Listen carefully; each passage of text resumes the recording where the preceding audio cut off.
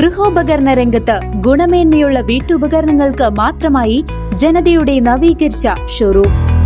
Mixie, grinder, washing machine, gas stove, water കൂളറുകൾ, dinner സെറ്റുകൾ, steel പാത്രങ്ങൾ, അലുമിനിയം പാത്രങ്ങൾ, ഓട്ടുപാത്രങ്ങൾ, ക്രോക്കറി, പ്ലാസ്റ്റിക് ഫർണിച്ചറുകൾ, കുട്ടികൾക്ക് ആവശ്യമായ ടോയ്സ്, ബോട്ടിലുകൾ, സൈക്കിൾ, പ്രസന്റേഷൻ സെറ്റുകൾ, ഭരണികൾ, നോൺ സ്റ്റിക് പാത്രങ്ങൾ, വീട്ടിലേക്ക് ആവശ്യമായ ചവിട്ടികൾ, കാർപ്പറ്റുകൾ, മോപ്പുകൾ, ചൂലുകൾ, ബ്രഷ് ഐറ്റംസ്, എല്ലാത്തരം ജാറുകളും, സ്റ്റീൽ കിച്ചൺ റാക്കുകൾ, ഉരുളി, വിളക്ക്, പറ തുടങ്ങിയ നിങ്ങൾക്ക് വേണ്ട എല്ലാം ഒരു കുടക്കീഴിൽ ഒരുക്കിയിരിക്കുന്നു. ജനത ഫാമിലി ബസാർ, കോൺവെന്റിന് മുൻവശം, ജനത ജ്വല്ലറി ബിൽഡിംഗ്, ചേലക്കര. ഫോൺ 04884250 മികച്ച ബ്രാൻഡുകൾ, മികച്ച വിൽപ്പനാനന്തര സേവനം. ജനത ഫാമിലി ബസാർ. ഒറ്റപ്പാലം താലൂക്ക് ആശുപത്രിയിൽ പനിയുമായി എത്തിയ 7 വയസ്സുകാരന് ചികിത്സ നിഷേധിച്ച സംഭവത്തിൽ പരാതി നൽകിയിട്ടും അധികൃതരുടെ ഭാഗത്തുനിന്നും യാതൊരു അന്വേഷണവും ഉണ്ടായില്ലെന്ന ആരോപണവുമായി കുടുംബം രംഗത്ത്.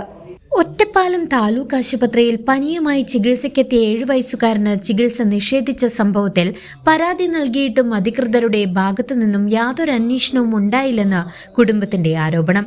ആരോഗ്യമന്ത്രിക്കും വനം വന്യജീവി വകുപ്പ് മന്ത്രിയും സ്ഥലത്തെ MLAയുമായ കെ രാധാകൃഷ്ണൻ ഉൾപ്പെടെയുള്ളവർക്കും പരാതി നൽകിയിട്ടും ഇതുവരെ മറുപടിയോ നടപടിയോ ഉണ്ടായിട്ടില്ലെന്ന് കുട്ടിയുടെ പിതാവ് മാധ്യമങ്ങളോട് പറഞ്ഞു. കഴിഞ്ഞ വെള്ളിയാഴ്ച പുലർച്ചെ 1:30യോടെയാണ് സംഭവം.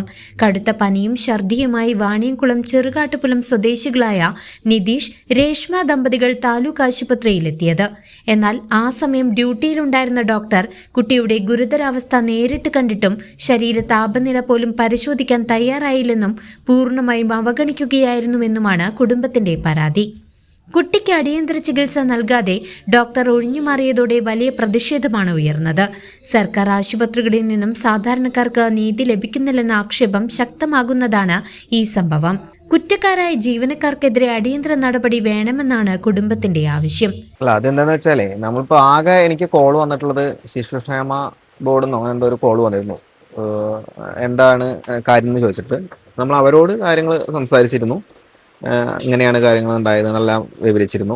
പിന്നെ അത് കഴിഞ്ഞിട്ട് ഹോസ്പിറ്റലിന്റെ പോലീസ് ഡിപ്പാർട്ട്മെന്റാന്ന് പറഞ്ഞിട്ടായിരുന്നു കോൾ വന്നിരുന്നു.